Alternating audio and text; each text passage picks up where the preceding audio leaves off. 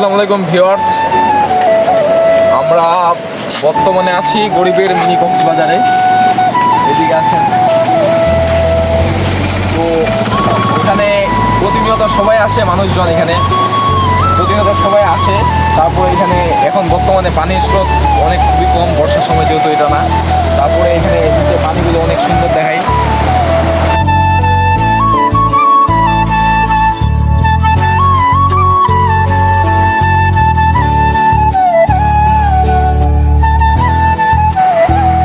এই যে গরিবের মিনি কক্সবাজার আপনারা দেখতেই পাচ্ছেন।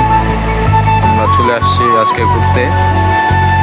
তো এখানে পানির স্রোত খুবই কম বলা যায়, যে অনেক দিন থেকে বৃষ্টি হয় নাই। বৃষ্টির সময় যেহেতু এটা না, যে পানির স্রোত খুবই কম, তার জন্য এখানে পানি অল্প দেখা যাচ্ছে। তো খুব সুন্দর লাগতেছে অবশ্য ভিউটা, এখান থেকে ভিউটা অনেক সুন্দর দেখাচ্ছে। এই যে ব্রিজ, এই ব্রিজটাই হচ্ছে গরিবের মিনি কক্সবাজার। এটার লোকেশন হচ্ছে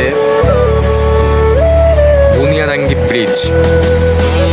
যে আমরা গাড়িটা নিয়ে আসছি এখানে।